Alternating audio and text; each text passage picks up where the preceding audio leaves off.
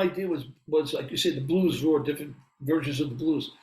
There's two tunes I picked. It was funny that they were both Ray Charles songs, or songs associated with Ray Charles. I Believe to My Soul and Maryanne. And I think those were probably my two favorite charts that I wrote for the band. And also was probably one of my most favorite recordings with the band. And only because I think, I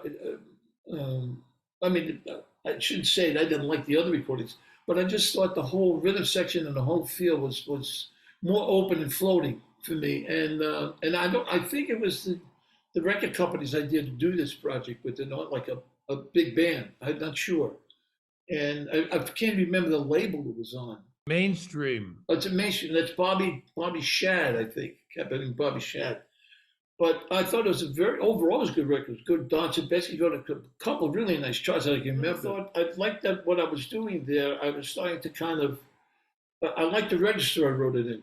You know, there wasn't like I left out the high screaming stuff with somebody else at that point. And the only thing I wish thought later, I said, gee, I wish I expanded the charts a little longer. You know, I could have easily done that, but I felt at the time, that's it. I was, you know, I did what I had to do and I said what I had to say and I got out of there. And I love the feeling especially on Maryanne, the nice open feeling, and behind it, I think Frank Vicari played a lovely solo. And on I Believe to My Soul, Charlie Mariano played a gorgeous solo. And I just loved the whole feel of those two charts that I wrote.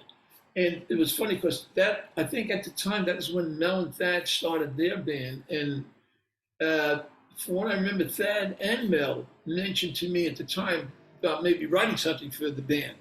And like an idiot, I said, I don't know, man. You know, boy, yeah, I know. I would slap myself now. But, you know, it was a bad call. But Mel was always in my corner as far as writing, you know, always in my corner. But it's funny because years later, when we did this Maceo Parker project, it was Ray Charles tribute. I did another chart on Maryanne, totally different. I mean, it's much more in the Ray Charles funk groove.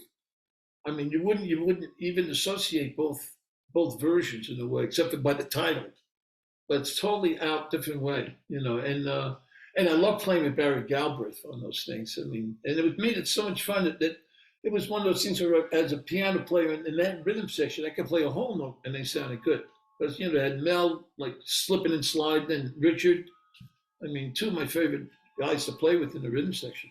So, but I really enjoyed that whole recording. I thought it was good. You know, they re-released it again, called it Screaming Blues, which is why? It was screaming enough, you know.